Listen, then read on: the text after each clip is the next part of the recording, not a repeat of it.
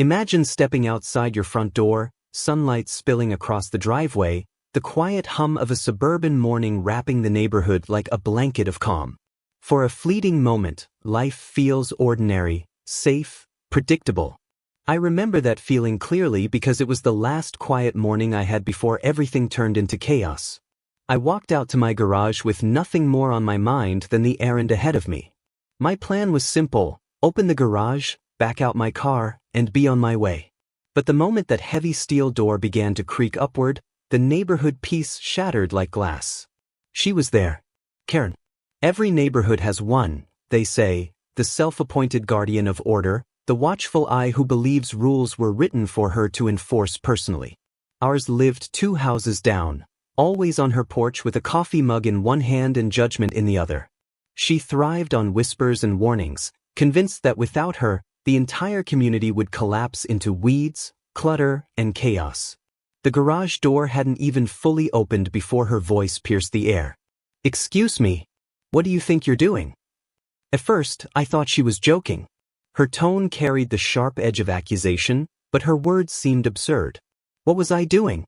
I was opening my garage, standing on my own driveway, on property I had paid for and lived on for years. But her glare was sharp, her posture bristling with indignation, and I realized she wasn't joking at all. "That's not your car," she snapped, pointing directly at the sedan sitting in my garage. "I just bought that. I saw it delivered yesterday. You stole it." The words hit like a slap. Stole it? My car, the same car I'd driven for months, registered in my name, with insurance, payments, and everything, was suddenly being claimed by the woman who spent her mornings staring over hedges, hunting for transgressions? I laughed at first, a nervous, disbelieving laugh that made her eyes narrow even further. But then she pulled out her phone. And when she began dialing, my chest tightened. She was calling the cops. Neighbors peeked through blinds and doorways as if drawn to the scene by an invisible thread. The suburban stillness turned into a stage, with me cast as the thief and Karen as the self-righteous hero. My throat went dry as the reality sunk in. This wasn't just about a car. This was about power. The HOA had always been strict, but manageable. Grass cut to regulation height, garbage bins hidden from street view, exterior paint colors pre-approved by the board. Annoying, yes, but bearable. Yet in that moment, as Karen raised her voice and declared herself witness to an imaginary crime, I saw the truth. These rules were weapons. And in her hands, they were sharpened against me. I tried to reason with her. "Karen, this is my car. I've had it for months. I have the papers, the keys." But she cut me off with a shriek. "Tell that to the police. I won't let people like you bring crime into this neighborhood." People like me. The phrase stung, though I couldn't tell if she meant it in a personal way, or if it was just her twisted sense of righteousness spilling out unchecked. The flashing red and blue lights came sooner than I expected, painting my driveway in urgent color. My heart pounded as the officers stepped out, hands resting near their belts, their expressions unreadable. Karen waved them over like she'd summoned soldiers to battle. "There he is," she cried. "That's the thief. That's the car I bought, and he's trying to drive it away." I wanted to scream, to demand sanity in the face of madness. But instead, I stood frozen, my mind racing through the possibilities. Could this really happen? Could a neighbor's lie drag me into a nightmare where I'd have to prove my innocence for something so ludicrous? That was the question that cut through everything else, the one that still burns in me even now. How far can a single accusation, born out of pride and obsession, go in tearing apart a life you thought was secure? Because in that moment, as I stared at the officers moving toward me, as Karen smirked with the confidence of someone who believed the system was hers to command, I realized this wasn't just about proving ownership of a car. It was about survival in a neighborhood where the lines between order and tyranny blurred into something dangerous. And that was only the beginning. The officers stood between us, their eyes shifting from Karen's frantic pointing to my trembling hands gripping the car keys. My voice felt trapped in my chest, but I forced the words out anyway. "This is my car. I have the title inside the house. The registration. Everything. Please let me show you." One of the officers nodded, calm but cautious. The other jotted notes as Karen practically vibrated with anger beside him. She wasn't satisfied with suspicion, she wanted a spectacle. "This neighborhood is going downhill," she hissed. "First the grass growing over regulation height, now cars being stolen right from our garages. If the HOA won't keep order, then I will." That was when it clicked for me. This wasn't really about my car. It wasn't about theft. It wasn't even about safety. It was about the invisible war that simmers beneath the glossy surface of every homeowners association, the battle over power, pride, and control. Karen wasn't just a nosy neighbor. She was a soldier of the HOA, self-appointed, convinced her authority extended beyond rules written on paper. And the problem with power, especially when it's unchecked, is that it feeds on itself.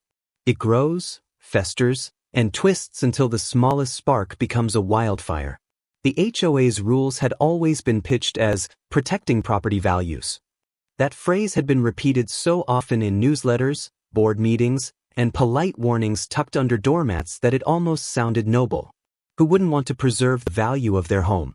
But standing there, staring at Karen's smug face, I realized those words were camouflage.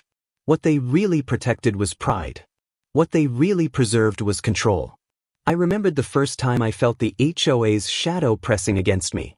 It wasn't dramatic, just a notice slipped into my mailbox, printed in polite but cold language. "Your lawn exceeds the allowable height limit of 3.5 inches. Please rectify within 72 hours or face penalties." It had been a hectic week. Work deadlines piled high, my sister was visiting, and mowing the grass had slipped my mind. But to them, it wasn't a human mistake. It was a violation. A mark against me. The second time came months later, a fine for leaving my trash bin out until the morning after collection day. Never mind that the truck had arrived late, and I hadn't returned home until after midnight. Rules were rules, and the penalty was non-negotiable. Each infraction was minor on its own, but they stacked like bricks, building a wall between me and the supposed community I'd bought into. And at the top of that wall stood people like Karen, wielding authority not because they cared, but because it gave them purpose. That's the hidden problem with HOAs. They don't just regulate appearances, they regulate lives. They thrive on the smallest cracks in the routine of normal living, twisting them into offenses that justify control. And once control takes root, it needs to expand. Today, it was my lawn. Tomorrow, my trash bin. And now, my car. The irony was suffocating. The car was mine, legally, fully. Yet here I was in my own driveway, treated like a criminal because one neighbor's paranoia had become gospel. As I walked inside with one of the officers to retrieve the paperwork, I thought about the countless stories I'd heard whispered at past HOA meetings. The man fined for planting the wrong shade of flowers. The single mother threatened with eviction because her teenage son parked his beat-up truck in front of their house instead of in the driveway. The elderly couple ordered to repaint their shutters because the board decided the approved shade of blue had faded. Every story started small, but each one carried the same theme: people in power who believed rules weren't guidelines, they were weapons. When I returned with the title and documents, the officers glanced through them and nodded. The truth was undeniable. This was my car. My property. But here's the part that burned. Karen didn't apologize. She didn't admit she was wrong. She didn't even blink. Instead, she crossed her arms and muttered, "Well, we'll see what the HOA has to say about this. Don't think this is over." And that's when the bigger question lodged itself in my mind. If truth doesn't matter, if proof isn't enough, then what does it take to be safe from people like her?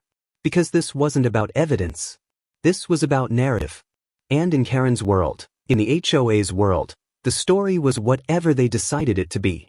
That night, I lay awake, staring at the ceiling, listening to the stillness of the neighborhood outside. My garage door felt heavier now, not just metal and hinges, but a symbol of something more dangerous, the fragile line between private life and public judgment. I began to see every rule differently. The neat hedges, the freshly painted fences, the rows of identical mailboxes, they weren't signs of harmony. They were shackles, carefully disguised as order. And the most dangerous part? Most people accepted it. They nodded along at meetings, paid the fines, trimmed the grass, and convinced themselves it was all for the greater good. But I knew better now. Karen had shown me the truth.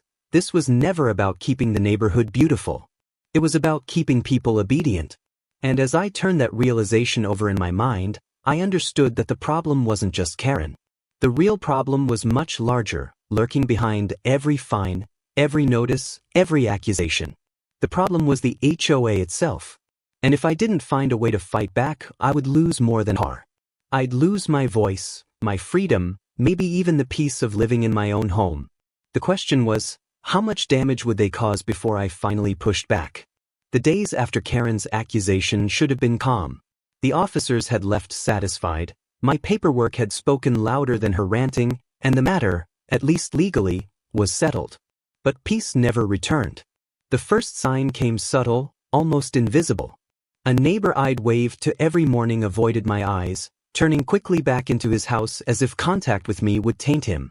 Another stopped walking his dog past my driveway, changing his route entirely. At first, I told myself it was coincidence. But then the letters started arriving. Not official letters from the police. No, these came from the HOA board itself. Typed neatly, sealed in envelopes, delivered with the same mechanical precision as junk mail. The first one read, "We have received a complaint regarding unauthorized vehicles on your property. Please provide confirmation that all cars on site are properly registered to your household within 10 days to avoid penalties."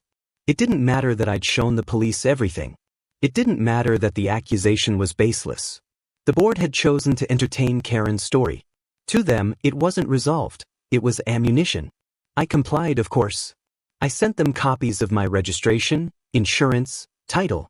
But with every document I provided, another letter followed, each with sharper edges. Your garage door was left open for an extended period. A vehicle was observed parked slightly over the property line. A complaint was filed regarding suspicious activity at your address. Suspicious activity. The phrase clung to me like smoke. Suddenly, I wasn't just a neighbor. I was a suspect, a point of gossip that spread from yard to yard like wildfire. At night, I could feel eyes on me whenever I pulled into the driveway. Curtains shifted, lights flickered on. Conversations halted when I passed. Children who used to wave now looked away, their parents' hands tightening around theirs. Karen had planted a seed of doubt, and the HOA watered it with every notice, every veiled threat. The consequences bled into places I never expected. My sister, who often visited, stopped by less frequently. "It just feels tense over there," she admitted once, hesitating at my door. "Everyone stares. It's like you're the villain in a story they already decided to believe." Friends grew cautious about parking in front of my house. Delivery drivers hesitated longer than usual, double-checking addresses before dropping packages. Even my employer raised an eyebrow during a routine background check update when a community complaint appeared as a footnote in the report. It was as if Karen's voice had crawled beyond the neighborhood, reaching into places that should have been untouched. And the worst part? I could feel myself changing under the weight of it. I started double-checking everything. Making sure the garage door was closed within seconds of pulling out, snapping photos of where I parked, timing how long the trash bin sat by the curb. Every action became evidence in a trial I never asked to be part of. I'd wake at every noise outside, convinced Karen was lurking, documenting, waiting for another chance to accuse. Even simple moments, like backing out of the driveway, felt dangerous, as if one misstep would give them the excuse they wanted. This wasn't life anymore. It was survival. The neighborhood meetings grew worse. Where once they'd been dull recitals of budgets and landscaping contracts, they became battlegrounds. Karen would stand, clear her throat, and launch into tirades about law and order, about keeping the wrong elements out, her eyes flicking toward me without naming me directly. The board nodded, the crowd murmured, and I sat there, heart pounding, feeling every gaze pressing down on me. No one defended me. Not openly. Because in HOA politics, siding with the accused was a risk. It meant you might be next. The ripple effect was undeniable. Friendships dissolved into silence. Neighbors who once borrowed tools or shared barbecues now walked past my home as if it carried disease. And within me, bitterness took root. I had moved into this neighborhood for peace, for the quiet promise of community, safety, and stability. Now, all I felt was exile in my own home. That's the unseen consequence of an HOA war. It's not just the fines, the notices, the legal threats. It's the erosion of trust, the poisoning of relationships, the slow suffocation of the simple joy of belonging. Every glance felt like judgment. Every silence felt like condemnation. And the more isolated I became, the stronger Karen's power grew. Because in a community built on conformity, being singled out isn't just uncomfortable, it's dangerous. One night, as I sat in the dim glow of my living room, I asked myself the question I'd been avoiding. How much longer can I endure this? Because the truth was clear, they weren't going to stop. Not Karen. Not the board. Not the whispers and stares. This was more than a dispute over a car. This was a campaign, a deliberate effort to break me down until I either left or surrendered. And that realization stirred something I hadn't felt before. Something sharper than fear, heavier than despair. Anger. The kind of anger that simmers until it demands action.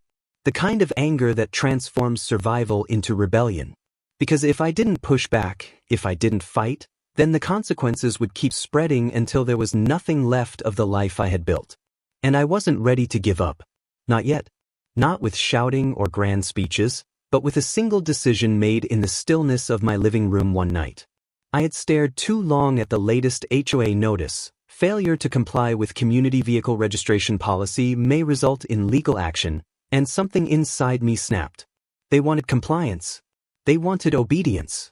They wanted me to fold under the weight of their constant pressure. Instead, I decided to fight. At first, my rebellion looked like research. I spent late nights hunched over my computer, digging through the HOA bylaws, page by tedious page. The language was dense, written to discourage curiosity, but the more I read, the more I saw cracks in their authority. Loopholes. Contradictions. Rules that sounded absolute but weren't enforceable under state law. I highlighted sections, scribbled notes, bookmarked legal cases where homeowners had turned the tide against their associations. For the first time in months, I felt a spark of control returning. But information alone wasn't enough. Karen had her voice, the board had its votes, and I had only my silence. That had to change. So I started talking. Not loudly, not dramatically. Just small conversations in the moments where fear couldn't creep in. A quiet word with a neighbor while they watered their plants. A gentle question at the mailbox. Have you ever been fined for something ridiculous? Do you feel like the HOA goes too far sometimes? And slowly, the truth began to spill. The neighbor across the street confessed he'd been fined 3 times in a single month. Once because his visiting son parked on the street overnight. Another admitted she'd been forced to remove a small garden bed because the board claimed the flowers were not in harmony with community standards. An elderly man told me he paid a penalty every year because his tree shed too many leaves onto the sidewalk, though no rule explicitly stated it was his responsibility. Each story was a puzzle piece, and together they painted a picture larger than my own conflict. Karen wasn't just targeting me. The HOA wasn't just enforcing rules. This was a pattern of control, a culture of intimidation. That realization gave me something I hadn't had before: allies. At first, they were hesitant. They had learned the same lessons I had: speak out, and you become the next target. But when I showed them my research, when I explained how the bylaws contradicted themselves, how some fines were illegal under state statutes, their hesitation turned into curiosity. And curiosity, when fed, becomes courage. We began meeting in secret, away from the watchful eyes of Karen and the board. In backyards, in garages, sometimes in the quiet corner of a diner just outside the neighborhood. We shared documents, letters, and stories. We compared fines and traced patterns. It was like uncovering the hidden machinery of oppression. Once we saw how it worked, we couldn't unsee it. The rebellion grew. I started attending HOA meetings not as a silent, cornered man, but as a strategist. I asked pointed questions. I quoted their own bylaws back to them, forcing them to explain contradictions they'd hoped no one would notice. When Karen raised her usual accusations, I countered with calm, undeniable facts. The board hated it. I could see the irritation flicker across their faces, the way their authority slipped when confronted with their own words. Karen especially bristled. Her power thrived on fear and silence, and my refusal to bow unraveled her control thread by thread. But rebellion is never safe. The notices intensified. Threats of legal action escalated. Once, I found a letter taped to my door, not official, not signed, just scrawled in red marker, "Leave before you ruin everything for the rest of us." That night, my anger nearly broke me. I paced the floor, fists clenched, ready to march down the street and demand accountability. But I didn't. Because rebellion isn't just about fighting, it's about fighting smart. So I gathered more evidence. I recorded Karen's outbursts. I photographed the letters. I documented every fine, every contradiction, every moment that revealed the HOA's tactics. And then came the moment I'll never forget, the annual HOA election. The meeting hall was packed, neighbors seated in neat rows, the air thick with tension. Karen sat at the front, eyes glittering with the satisfaction of someone who believed the outcome was inevitable. The board members shuffled papers, ready to deliver their usual speeches. But when the floor opened for community concerns, I stood. My voice shook at first, but it grew stronger with every word. I laid out the evidence, every illegal fine, every abuse of authority, every contradiction in the bylaws. I named no one directly, but every eye knew exactly where the blame pointed. Gasps rippled through the room as I read the passages, displayed copies of letters, recounted stories from neighbors who had suffered in silence. I didn't just fight for myself. I fought for all of us. For the first time, I saw Karen's confidence crack. Her mouth tightened, her hands clenched, but she didn't shout. She couldn't. The truth was louder than her voice. That night, the rebellion was no longer mine alone. It belonged to everyone who'd been pushed, fined, threatened, and silenced. People who had nodded along in fear now raised their hands in solidarity. And the board, once untouchable, looked shaken under the weight of collective defiance. Walking home afterward, I felt something I hadn't felt in months, lightness.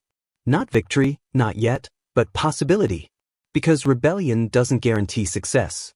It doesn't erase the damage already done. But it does something far more powerful. It reminds you that you are not helpless. And in that moment, under the streetlights of a neighborhood that had tried to break me, I knew the battle was only just beginning. The weeks after the annual meeting felt different. Not peaceful. No, peace was still far off, but charged. The air hummed with whispers, with speculation, with the uneasy recognition that something had shifted in the balance of power. Karen avoided me for days, though her absence was never silent. She still lurked behind curtains, still found ways to observe, but her voice no longer rang as confidently at board meetings.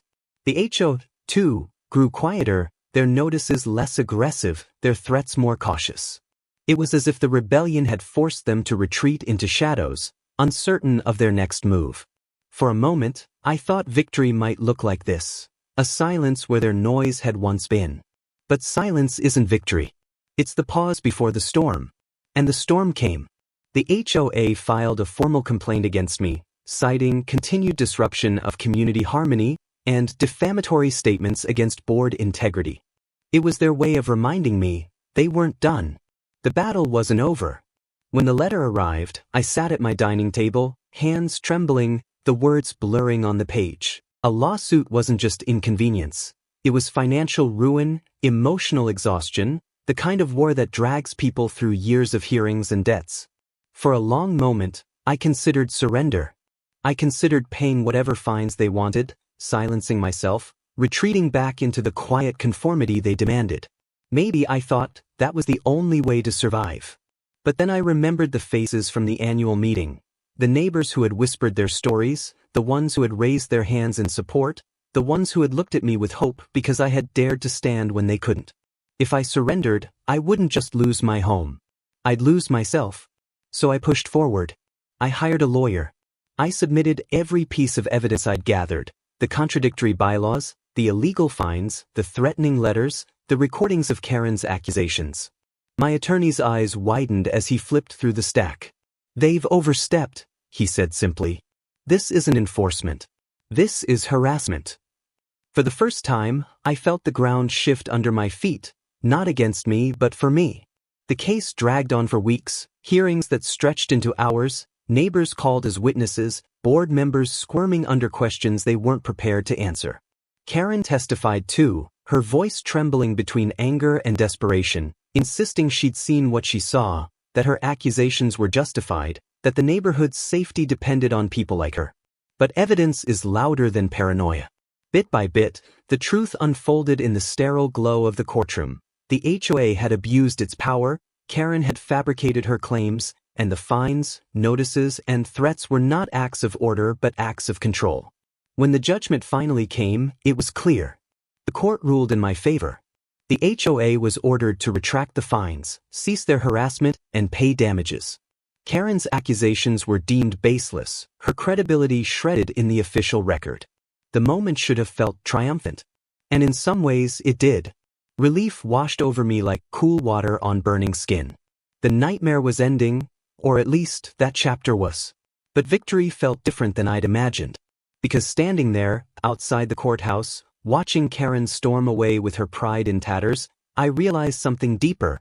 I hadn't just been fighting for myself. I'd been fighting for the idea that freedom in your own home isn't negotiable. That dignity isn't something you beg for, it's something you defend even when the cost is heavy. The neighborhood was never the same after that. Some neighbors congratulated me quietly, relief softening their voices. Others avoided me more than ever, afraid of being associated with someone who had challenged the system. The HOA board reshuffled, new members replacing old ones, though the shadow of control lingered in their careful smiles. And Karen? She remained bitter and watchful, her empire of fear reduced but not gone.